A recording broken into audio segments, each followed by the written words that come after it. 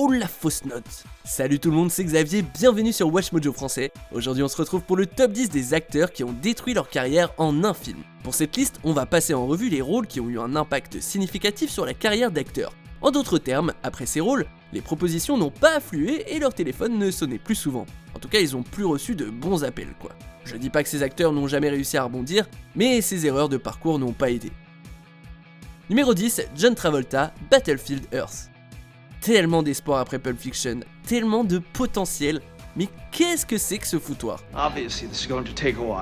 Basé sur le roman du même nom de L. Ron Hubbard, Battlefield Earth suit une rébellion humaine contre une race de seigneurs aliens.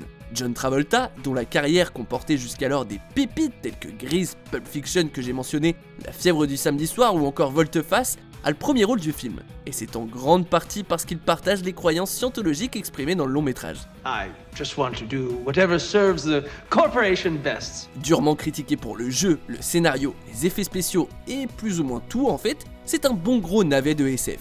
Et une certaine génération se rappellera de Travolta comme du gars qui a joué dans Battlefield Earth. There must be some mistake. Numéro 9, Taylor Kitsch, John Carter. Okay. See, my name is John Carter. Virginia is where I'm from. Celui-ci est chelou. C'est un film de SF par Disney avec des tonnes d'action, des effets spéciaux sans sas et une solide fanbase. Alors pourquoi le mettre sur notre liste? Eh bien à cause d'un marketing plus que douteux et le fait que le titre de John Carter échoue à inspirer l'engouement, le film s'est un peu rétamé au box-office. En fait, il n'a pas du tout réussi à rembourser son budget. I take you for a man who's lost. I won't be lost if you just tell me how to work this thing. Seul opus d'une trilogie annoncée, John Carter a vu son premier rôle, qui incarne le personnage titulaire, disparaître dans les méandres du cinéma. Bien sûr, Kitsch a eu quelques rôles secondaires convaincants depuis, mais c'est assez éloigné d'un premier rôle dans un blockbuster de Disney quand même. Maybe I ought to get behind you. Numéro 8, Meg Ryan, L'échange. Tout comme Demi Moore et Julia Roberts, Meg Ryan a régné sur les années 90, avec des rôles phares dans Vous avez un message et Nuit blanche à Seattle. Alors quand elle a partagé l'écran avec Russell Crowe dans L'échange, une histoire de négociation d'otages, ça sentait fort l'aventure excitante. I have some really bad news. You want to go inside and sit down? Et ben en fait, non, rien de tout ça. Le film a quelques bons retournements de situation et la performance de Ryan est décente, mais globalement c'est fade et prévisible.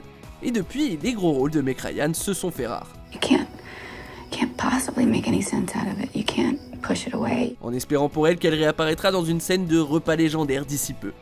Numéro 7, Taylor Lautner, Identité secrète. I don't even know these people. I need answers. You've been looking for answers your whole life. You just didn't know what questions to ask. Alors que la saga Twilight touchait à sa fin, les jeunes stars de la franchise s'annonçaient comme les plus prometteuses du cinéma, dont Taylor Lautner. Et après avoir joué dans une énorme franchise comme celle-ci, les décisions qui suivent sont cruciales. Mais malheureusement pour Lautner, son gros blockbuster d'action, Identité secrète, ne lui a pas obtenu le titre d'héros d'action qu'il attendait. Suddenly everyone around me is dying, Karen. And I don't want anything to happen to you. Peu apprécié à cause de son écriture pauvre et du fait que, grosso modo, c'est une pâle copie des films Jason Bourne, Identité secrète a été mondialement boudé et Lautner en a bavé pour regagner un statut de star 5 étoiles. La nomination pour un Golden Raspberry Award, une récompense parodique et sarcastique, lui colle toujours au basque. Numéro 6, Cuba Gooding Jr., Boat Trip. Après avoir gagné un Oscar bien mérité de meilleur second rôle pour le film Jerry Maguire, la carrière de Cuba Gooding Jr., c'est les montagnes russes. Jerry! Don't worry, buddy. I'm bringing you back home. I'm gonna get you out of here. Malgré les apparitions dans plusieurs grands films depuis, sa filmographie s'est aussi remplie de films à petit budget, voire sortis directement en DVD, et quelques très mauvais films qui ont entravé le regain de la forme qu'il avait au moment où il a gagné un Oscar. Are you okay? I'm fine. L'une des pires offenses qu'il a faites au cinéma, c'est sans aucun doute Boat Trip.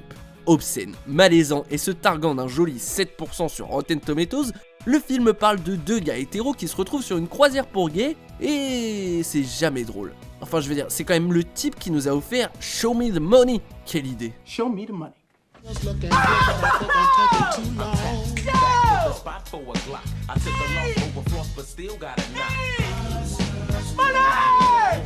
Numéro 5, Topher Grace, Spider-Man 3. Do you remember what you did to me? On l'a tous connu grâce à la phénoménale série That 70 Show, mais les grosses apparitions au cinoche se sont faites rares. Être choisi pour le rôle de Venom dans Spider-Man 3 aurait pu donner un élan important à sa carrière, mais malheureusement pour lui, c'était naze. You're so right. I'm thinking Humiliation.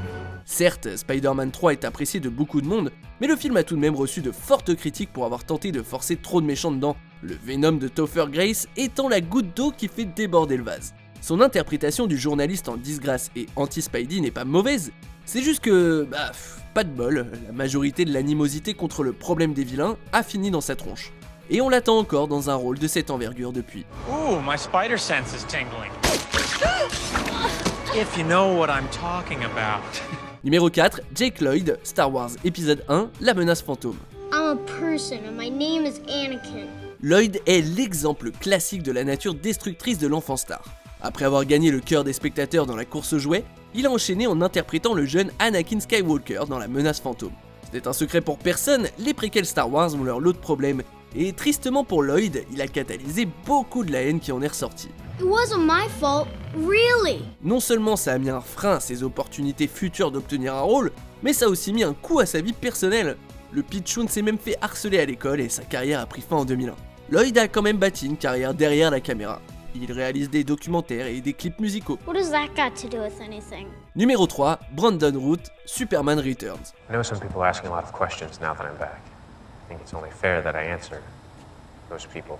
Une fois qu'on vous a vu avec des collants bleus et une cape rouge, c'est compliqué d'être vu autrement, croyez-moi. Casté pour le rôle de l'homme d'acier dans Superman Returns, Brandon Root colle plutôt bien au personnage. Une mâchoire affûtée, un sourire charmeur et des cheveux ténébreux. Le problème, c'est que même sans le costume, les gens le voient toujours avec un bon gros S rouge sur le poitrail. Root est apparu dans plein de films et de séries depuis, mais pour la plupart des gens, il est et sera toujours Clark Kent, ce qui ne rend pas la tâche facile pour les réalisateurs de lui accorder des gros rôles. Will we see you? Around? I'm always around. Ça l'est moins pour ceux qui font des séries a priori, puisqu'il a repris son rôle de Superman dans un épisode crossover de Batwoman, ce qui n'a pas dû aider à se sortir de cet archétype. I appreciate your concern, but this isn't my first go-around with Luthor. Numéro 2, Mike Myers, Love Guru. La roue tourne vite dans le milieu du cinéma. Ce qui marchait bien dans les années 90, et même une partie des années 2000, ne marchera peut-être pas aujourd'hui. Pour preuve, Love Guru avec Mike Myers, connu pour ses comédies irrévérencieuses des années 90, avec les films Austin Powers en première ligne. Le style d'humour de Myers a gardé une débilité constante au fil des ans. Sauf que quand il a essayé de vendre l'absurde Love Guru au public en 2008, ça n'a pas pris. It's the beard. It makes me look like Santa. Proposant des gags inappropriés et grossiers à outrance qui sortent de nulle part, le film a récolté plus de Razzie Awards qu'on ne peut en stocker chez soi. Boyfriend? No. Girlfriend? Well, I mean, there was one time in college. Really? What was that? I didn't hear anything. Et depuis, il n'a pas fait un seul film avec l'humour qui a fait son image. Et c'est peut-être mieux ainsi. Fine. I don't need material things. I was put on this earth to spread a message of peace and love. Avant qu'on dévoile notre numéro 1, voici quelques mentions honorables, ou plutôt déshonorables.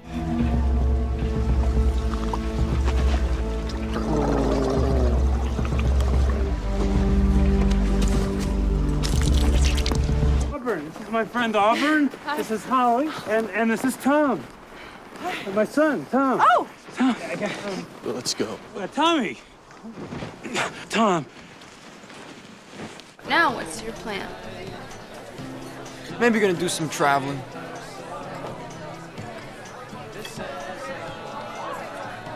Was thinking of maybe checking out Rome, actually. That won't work. See, I took your balls. Alfred has supported me my whole life, and I'm gonna pay him back. I'm gonna take him away from this dismal life of servitude. On arrive presque à la fin. Nous publions de nouvelles vidéos chaque jour, alors abonnez-vous et activez la petite cloche et les notifications sur téléphone pour ne rien rater. Numéro 1, Elizabeth Berkley, Showgirls. On aura beau essayer d'invoquer le bénéfice du doute, en ce qui concerne Showgirls, c'est même pas la peine. I used to love Doggy Chow. I used to love Doggy Chow too. Ce film est tellement naze qu'il a obtenu un record de nominations aux Razzie Awards et un statut culte pour sa nullité pure. Malheureusement pour l'ancienne jeune actrice Elizabeth Berkley, c'est elle qui a hérité du premier rôle. Le film dans son ensemble est mauvais et bizarre à sa façon, mais le jeu de Berkley est désespérant. Il y a plusieurs scènes où elle surjoue de fou. Where are you from? Back east. From where back east? different places. Les retombées de ce film étaient si terribles que son agent l'a lourdé. Et bien qu'elle soit apparue dans des tonnes de films depuis, Showgirls sera pour toujours une ombre à son tableau.